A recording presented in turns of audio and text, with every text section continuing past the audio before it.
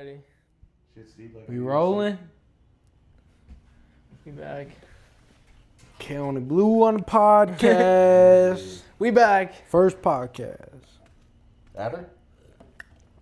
Ever. Oh, shit. Ever, bro. It's an honor right here. Yes, Here sir. we are, back on the Endless Enjoyment Podcast. Yes, sir. I'm your host, Chenzo. This is... We've been drinking some fucking... words. We've been fucking drinking some Crown Royal. Blackberry with the lemonade. Blackberry and lemonade. Shout out Mr. Sex on the Drink. Marcus Edvardsson. He's been on, I think it's like the 10th time he's been on there. Record numbers. 10th time's a charm. This is episode 81. This is Friday, April 17th. We got my guy Keoni Bleu on the podcast. Yes, sir. Man, just turned 21. I've been waiting for this moment. And me and Marcus invited him out to come crash at my place in Nashville and go out and have a good time tonight. Man's been grinding. And we met, when did we met? We met 2024. At the when did we meet? When did we meet? We met at was it that EJ the Maker? showcase we did at Pressure? Yes. MIH. It was, MIH, yeah. Make it happen. And we made it happen. Yeah, we did. Which was August of 2024, yeah. Yeah. Right. That was, I think that was the day, either the day of or the day after I released Sex on the Beach, actually. Yeah. Yes, sir. That song's hard. Appreciate it. And there's a video of you performing. Keoni's in the crowd turning up. Yeah, when I was doing the solo, I remember that. I saw talent in the first place. Like, before I even met y'all, like, I posted to that because I saw talent. Like, Sex on the Beach, both of y'all's parts was hard. Because we all knew the artists that were getting part. No, we did the photo shoot. Yeah. Shout out all the guys that were at the photo shoot. Shit, so you were 19 at that time. Yeah, We I was got a young. gun right here. Yeah, I just turned 21. Yeah, miss all those guys we did that show with, dude. Shout out like Ty Dittmer, we had him on the podcast. Yeah. Who else was at the show? Grizzy Gray. Andre Wolf. Yeah. Andre Wolf. Yeah. He was great. OGE Canvas. Canvas. Yeah. Was Izzy there? Izzy Rage. Shout out Izzy Rage. I know you performed, but he was there. Perform. Nah, he was there though. He was very supportive. Like, he was supporting everybody there. Yeah, he had recorded. He actually mixed Sex on the Beach. Yeah, bro. He's very talented. We were in the studio from, swear to God, dude, it was, I think, 10 at night till 8 in the morning. Yeah. I had to literally go straight from the studio to work. Mm-hmm. Shout out Izzy Rage. Shout out Izzy Rage. He's very talented. Our last guest on episode 80. Shout out Izzy. Yeah, he was. Hey, Izzy, let's go. He's on the podcast. Shout out We about Izzy. to rage tonight. Mm-hmm.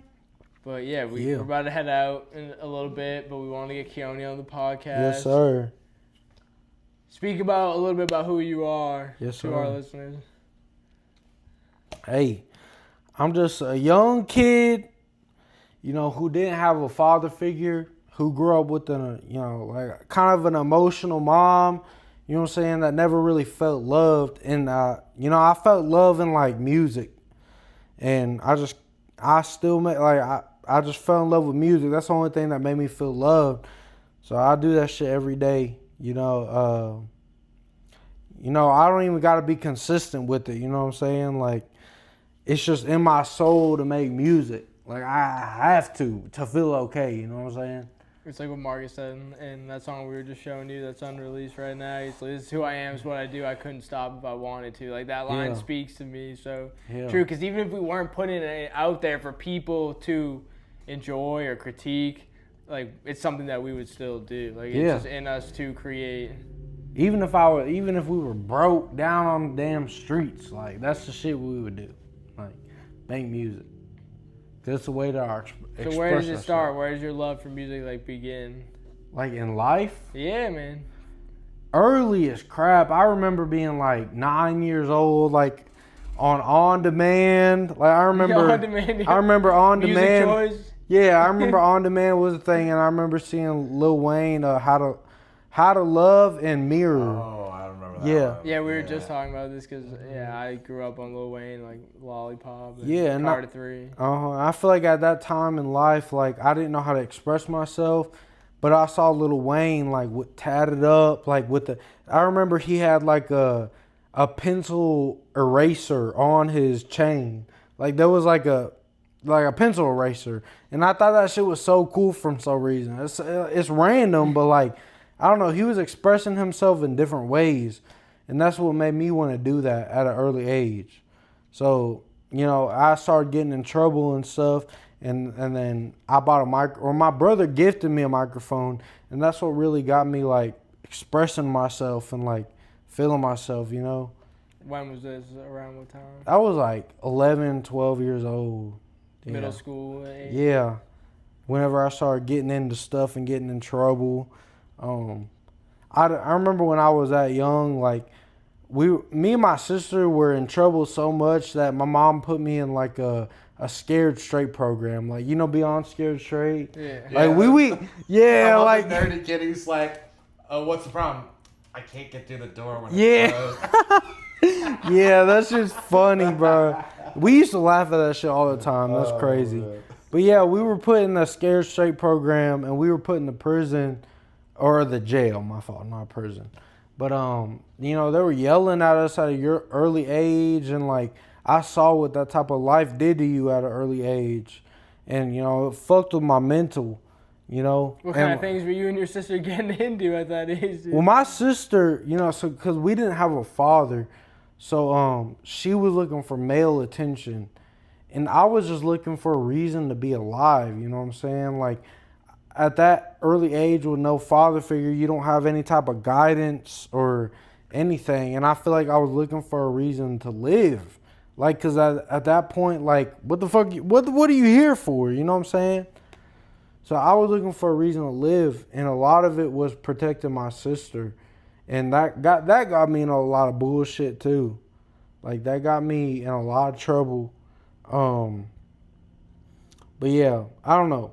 Whenever I found music, I felt like I found my purpose and found what I was here for. You know what I'm saying? Because before that, I didn't know what I was here for. Like I didn't have any meaning or purpose or anything. Like, and it all started with me watching like music videos and stuff and seeing these people that were just like me, like young and not knowing what to do with their life, like expressing how they felt about life on music videos. You know what I'm saying? Yeah. I don't know. It felt like there was like a spirit that was finally like hugging you back, kind of like something you'd been looking for. Yeah. Like I don't want to put words you say, but like maybe like that absence of like that father figure was like that spirit that was coming back and yes, sir. Like giving you that like love that you like deserved. Yes, sir. I agree with that. Yeah, that's exactly how it was. And it, you know, it might not be in the healthiest way, but like whatever makes you feel okay, like you gotta learn to better it. Like you gotta learn about it and like better yourself. But like at that point, that was what made me feel okay, and like I kept going with it. And like that's a step in the next direction. That's what teaches you. You know what I'm saying? Not everything's gonna be perfect. You know. Yeah, we were just talking about that. Yeah, not everything's gonna be perfect. You're gonna keep making mistakes. You gotta learn from it. And mistakes are the perfect way to get to where you want to be. Mistakes are amazing. You know. Yeah, I agree. Yeah. We were just talking about that. My buddy was talking about too. You ever listen to like Nuja Beats or Jay Dilla at all? No, I've heard of Jay Dilla, but I haven't heard of any songs. A lot of their stuff was kind of like early lo-fi hip hop type vibes. They're both amazing producers, but one of the things that I kind of like about them is that it's like blemished and not perfect. Like the drums, he does, like Jay Dilla would do the drums like himself, and it's like it kind of has that human touch to it, that ebb and flow that you don't get from having quantized drums or quantized being like, you know, perfectly on the grid. I feel you so much. You shaking me right now, like on this chair. You shaking me, but I'm quarter Italian, so I talk a little with my hands. No, I agree with you. Like nothing is perfect. Like we all got issues. We all got problems. Every human is not perfect. We like the bad parts of us and the blemishes and the how do I say it? Like the part where we mess up is the art right there. Like that is what's important because that's what makes us. We learn from those things. Like every mistake that we make is a learning process, and that's what's part of the art. It's beauty. Like art isn't just made. Like it's made through mistakes, and it's made through all types of life experiences. Like, you know what I'm saying? Absolutely, yeah. Yeah, yes, sir. It's always been there for me. Yeah, to get you through every like we were just saying, every season of life, the good times, the bad times. Mm-hmm. My boy Chenzo, yeah. That's what I'm saying. Yeah. But, Art. Yeah, speak more about like some more of your influences, like biggest influences in music. So from an early age, like I loved Trippie Redd, and I feel like part of me, the reason I love Trippie Redd is because obviously I grew up with an unstable, unstable emotionally mom, and I didn't really have a father because I watched my father die when I was like 2 years old. But like that really made me, having an unstable mom made me feel not loved. So I would get on my little laptop on Soundtrap and I would sing because, that's like loving music, like singing, and I would sing because I wanted to let love out because I only wanted to be loved. And music is the only thing that made me feel loved. So, yeah, I really like Trippie Redd because he was all about that singing and stuff and about emotions. And at that time, like, emotions, I don't know, there wasn't a lot of rappers rapping about how they felt and their actual emotions. And I feel like I connected with him so much because he told, like, what his emotions were. Like, he was... Yeah, that era. Yeah. SoundCloud rap too, with like Juice was huge. I mean, and Lil Peep and X. Yeah. And all of them, yeah. even like way before that, bro, like in middle school when I was in my feelings, bro, I was listening to Marvin's Room by Drake and like a bunch of other shit. Like Drake, I feel like is also one of those huge emotional artists, but also Trippie Redd's up there for me too, in like terms of more recent artists.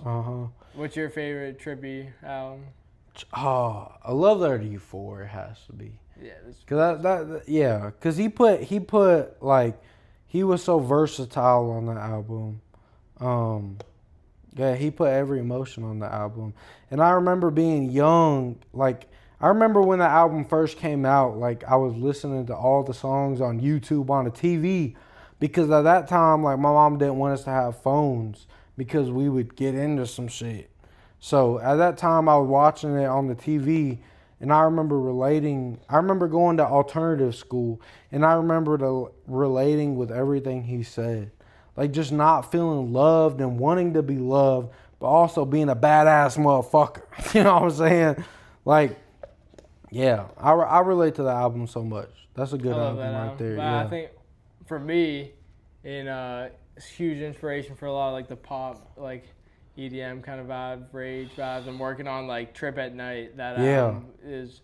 I remember when it came out. That weekend I was in Chicago for the Lyrical Lemonade Summer Smash Festival in 2021. The album it just came out.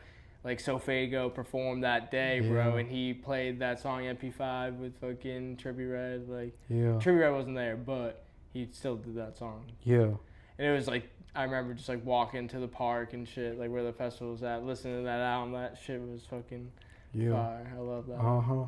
Trippie Redd's dope, bro. Yeah, I love again mixing the rap and the melodic stuff. Yeah. I'm not gonna lie, he's kind of fallen off recently. Or maybe not falling off. Hold on, I'm gonna get a lot of hate for that. Like, I feel like so many of my favorite artists too, like Kendrick. I mean, a lot of people like GNX. Personally, I was like.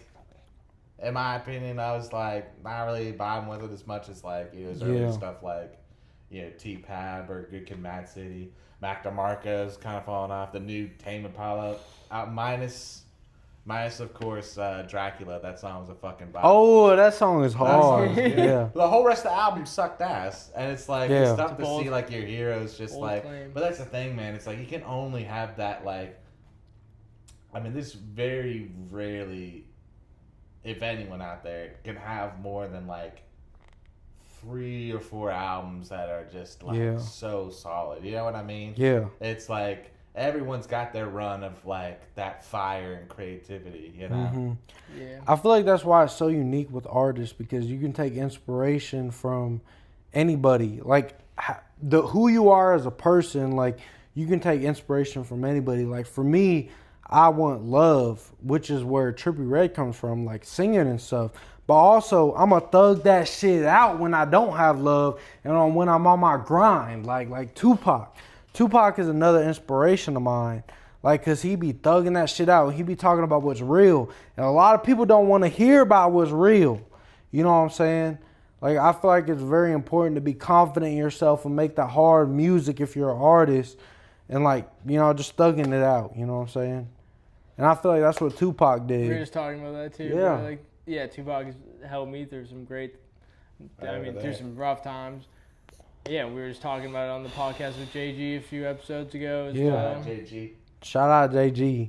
I've been watching your reels. Yeah, boy.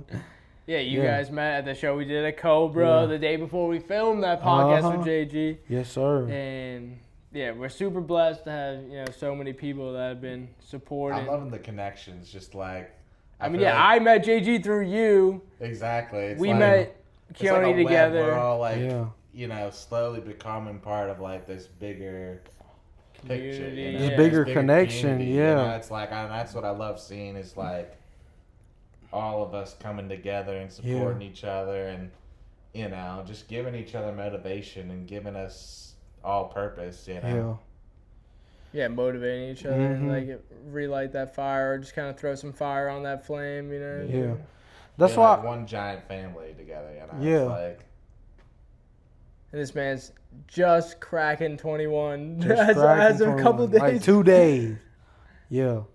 So, But I feel like it's in me, like, got a lot of life to live, bro. I know, but I feel like I've lived a lot of life in these 21 years, you know what I'm saying? You put that you've been through experience a in the lot in music. 21 years so far. Yeah.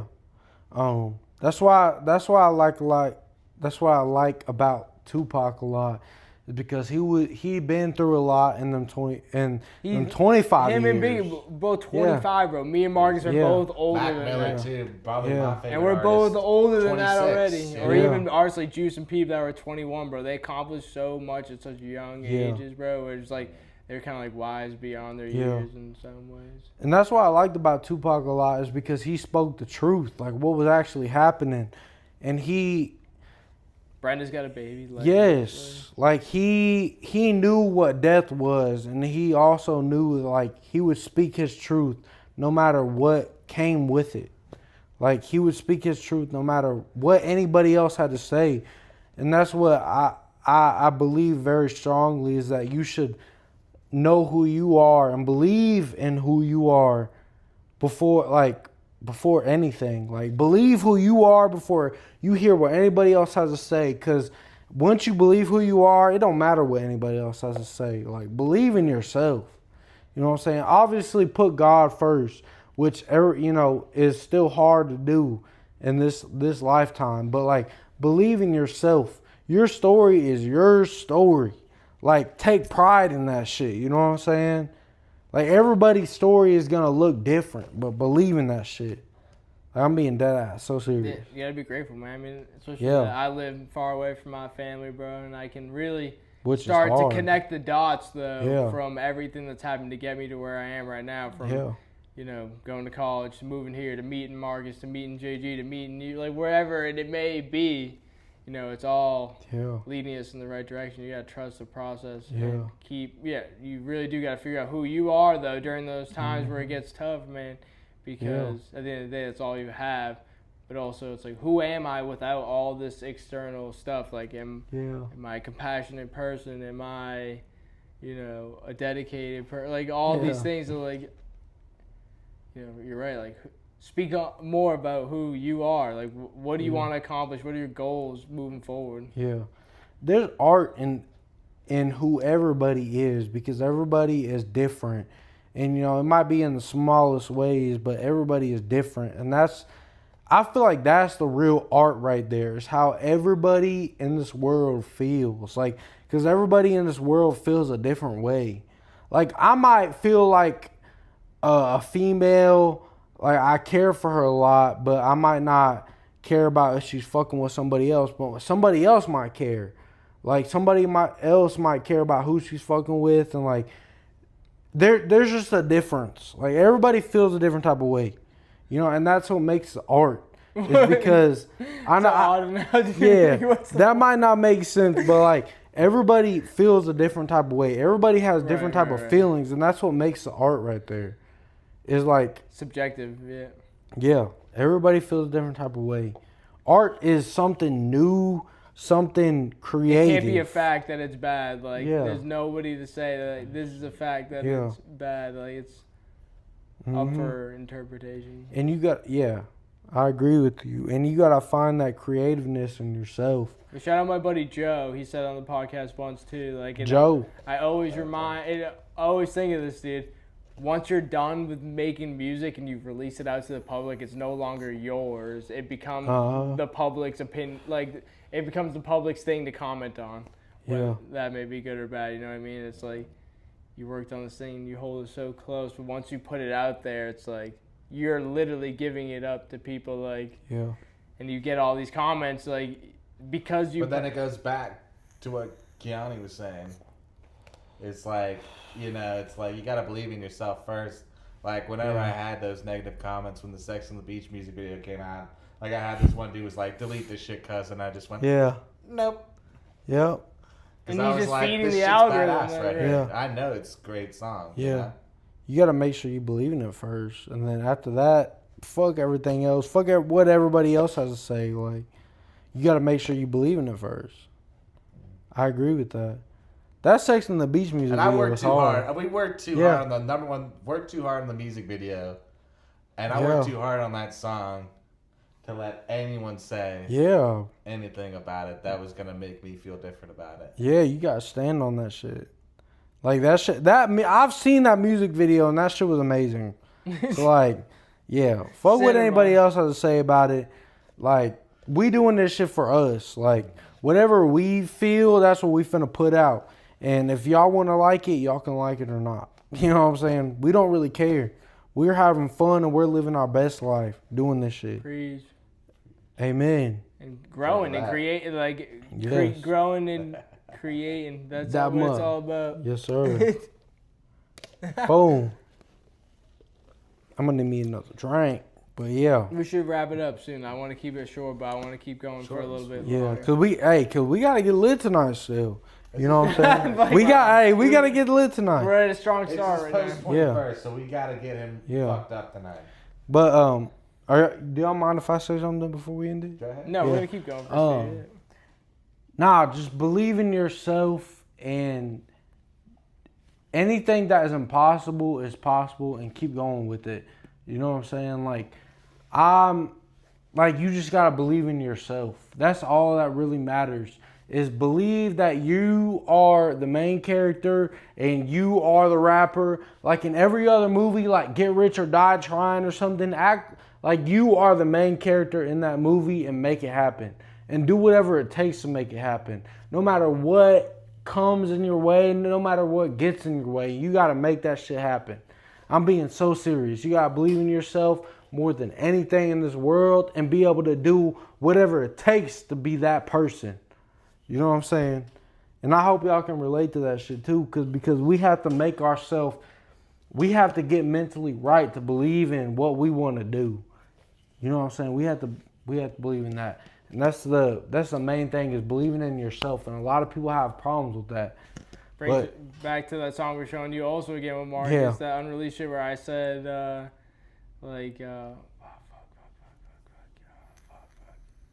do it, I guess, for the whole verse. Do it, I got it, yeah. So, and do it, I got it. Is it the one where you had that verse where it's like a sailor's made from seas that weren't smooth? Was it that verse? It's that song, do what I gotta do, but what, it's the verse. So I am, so I got that's your verse, fuck. Oh, fuck. Fuck. That was my favorite bar, though. Like, that sailor one, that one was my favorite bar that you spit on that one. How's that fucking verse start?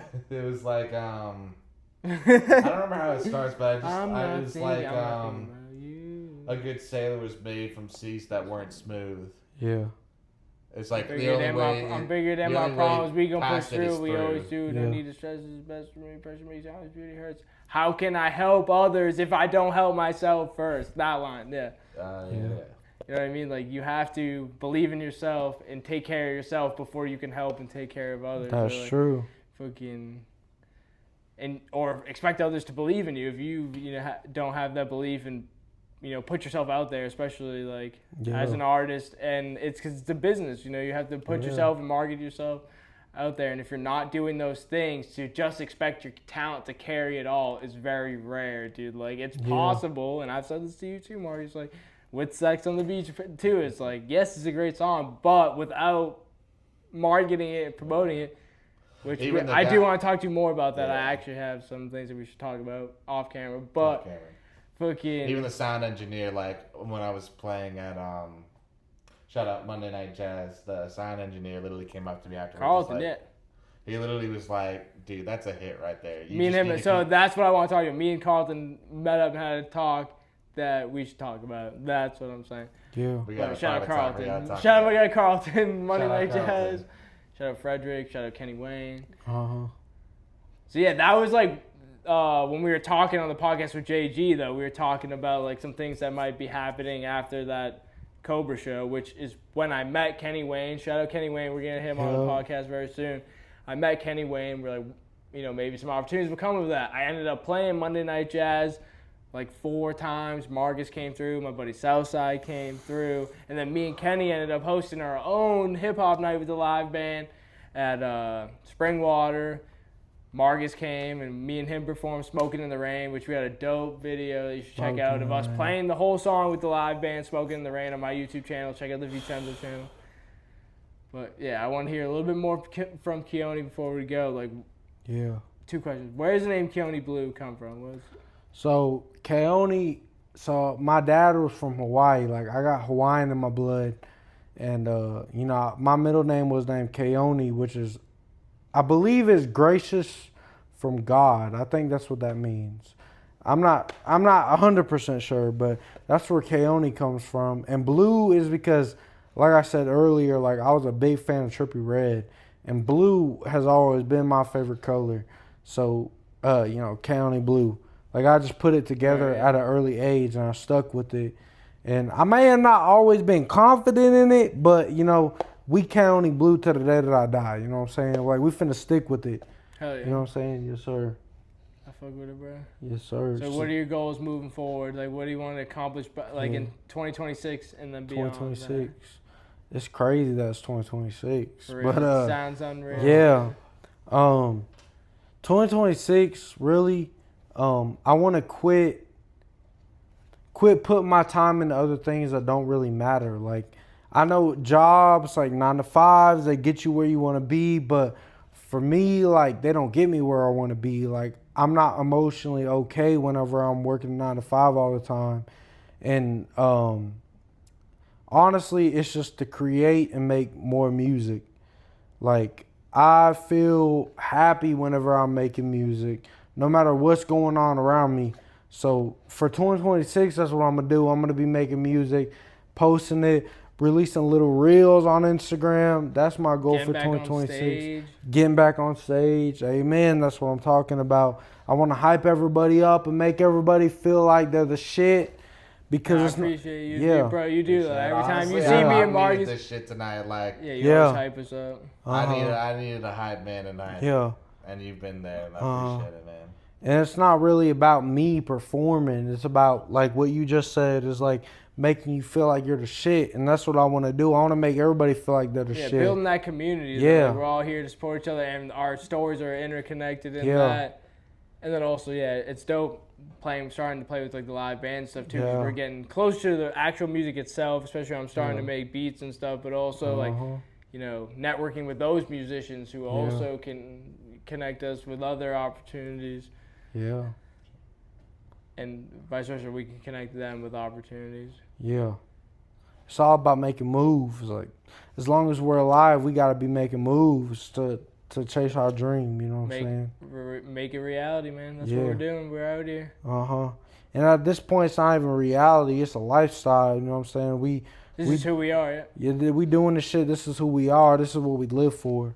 I really do. I love that verse from Marcus. Yeah. Do what I gotta do, man. This is who I am. It's what I do. Yeah. I couldn't stop if I wanted to. Like that fucking. It's so funny. It's like sometimes it's like I get so in my head where I just like I was telling you at one point I thought maybe that verse is kind of cringe. Like I don't know. And then listening to it tonight and I was like, no wait, that was like a perfect like way I could have said what was on my soul and on my mind at that point. You know. And say what's on your mind. Having both y'all here to kind of be like, nah, that verse was killer. It's like I really appreciate that. Yeah, like I said, like authentic is art. Authentic is beauty. Like perfection is ugly. Like nobody wants to see perfection nowadays. Everybody wants to see art and messing up and like learning different things. Hey, like, I can't mess up. Yeah, I agree. That's why but most people prefer real art over the AI art. Messing up is a part of art. Like that's exactly what you just said. Like that is art. That builds you to who you are. You know what I'm saying? That builds you to who you want to be, what you want to sound like. That builds you to who you are. So messing up is definitely a part of the process. And failing is definitely a part of the process. Like failing is not exactly what I mean, but failing is perfection. Like that gets you to where you want to be. Failing is amazing. You gotta learn to love failing. Because that makes you who you want to be and what your goal is. You know what I'm saying? Yes, sir. You know who Gary Vee is? No, sir. Well, we'll have to put you on. Yeah, Gary Vee. Because, you got it, bro. That's the thing, though. You're very mature for your age. 21, dude, and you know what you want to do moving forward, and that's a blessing for sure. Yes, sir. Yeah, I feel like you got your mindset, for someone who's really young, I feel like you've really got your mindset, kind of like Tupac. Like, it's like, obviously, I hope you way outlive triple the amount of time that he does. But it's like I feel like what I see in you and in Tupac is like from a young age, both y'all are like know exactly what you want and what you're doing. It's like y'all got the game plan, all mapped out in your head already, and you're executing it regardless of whatever. You're making it happen. It's a lifestyle. And thug life, man. Yeah, thug life. You know what I'm saying? And that before we end this podcast, I want that to be known. Like, I feel like I do relate to Tupac a lot, and I feel like that's because if you look at one of his interviews, like he was talking about father figures, and like for me, I never had a father figure, and it was just strictly music. And whenever you hear rappers talking about bitches ain't shit, bitches ain't that, like that's what you believe in. Like, that's what makes you feel yourself. Like, you feel yourself through music. Like, YNW Melly, Tupac, Trippie Redd, NBA Youngboy. Like, that's where you feel yourself. And that's what makes you who you are. You know what I'm saying? Because once you don't have a father figure, you don't have no guidance or anything. And music is what you believe in. Music is what you listen to all the time. And that's what you are. You know what I'm saying? But also can, affect you for good or for bad. Yes, it can affect you good or bad. Like a lot of pop music. I mean, her hip-hop being misogynistic at times, dude, and indoctrinates us. And if you grow up on that, I think it's about finding the right woman. You know what I mean? It's like, I personally, I love women. I love women too, you know what I'm saying? I feel like I can never say fuck these hoes. I love women. It's more about trying to find the right woman. Yeah. Trying to find the woman who sets your soul on fire. The one who understands you like the back of your hand. Like, that's what I'm looking for. Like, in life. That's what I want. Is like, that's what we all three of us, it's like, you were saying, it's like we all need wives that understand, like, what we're doing. And it's like, be there to support us. It's like, I guess maybe fuck them bitches is more like, maybe, like, women are only wanting to have, like, sex with us. It's like, I think it's more of like, I don't know. Maybe we can cut that part. Well, what I'm trying to say is, like, is I think it's important to focus on finding the right woman. Yeah. That's what it's about. It's like, I think that's what I'm at least trying to, like, move forward to. It's like, I even in my raps, like, I'm trying to start, like, going forward, I don't want to like say bitch anymore in my rap, just because I don't want to like. Yeah, you even said that, and when we performed like "What's on Your Mind," you said like how I refrain from like, or I say it though, but I'm like I scratched that like, nah, she's my. You're queen. like nah, she's my queen. It's like I like that shit. Yeah. It's like I don't want to talk down on women, but it's like it's very hard to find the right woman. Yeah. I think it's tough, and we're just I think it comes down to us just being complicated as human beings, and emotions always get messy. It's like one of those things where it's just like, if you even, especially when you do like someone, it's like it always gets messy and complicated. But I think we're all just on the path of trying to find the right one for us. Yeah. You know? Yeah, people that accept us and love us for who we are. And understand us. You know? And it's more like fuck the women that are judging us. That Right. like I've had Think they're women. better than us or above Yeah. us. Yeah. I've had women that I've talked to recently that had a problem with how much I smoked weed, and it's like female, like bitch, like I didn't judge you on how many men you've been sleeping with. You know what I'm saying? Like honestly, straight up. Just because I smoke too much weed, because I'm coping and I'm making my dream come true, and just because I smoke, like you judging me, and I told you straight up to your face, like, you know, I know you just wanted to be loved, and I know that's why you're sleeping around with men. But it's the women, it's the fuck the bitches that want to judge us on how we live. It's like, nah, bro, we didn't judge you on how you live, so don't come and judge us how we live. Because we're just trying to put ourselves out in the world and make other men, other women too, feel how we felt and relate to us. So that's what I'm saying. It's like the right one. Like when the right one comes along. I mean, obviously you want to be the best version of yourself. But it's like when the right one comes along, she's gonna support you no matter what. It's like she's gonna show you love through your darkest times. She's gonna understand. She's gonna understand Yeah. where you're coming from. I agree. And you're gonna understand her, and it's like it's gonna be this beautiful thing. It's gonna feel right. Marky's certified lover boy over here. Yeah. I'm a certified lover boy. I'm a certified lover boy. We all are. I can't help it. Yeah. And there's a beauty in every fucking thing. There's a beauty in everything. So there's a beauty in finding the one that's for you and the one that supports you. Thank you, sir. Before we sign off. Yes, sir.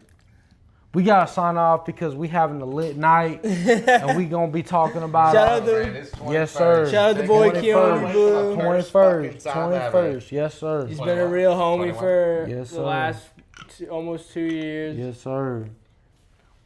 We gonna be taking this serious because this ain't no games. We take everything serious and we boom.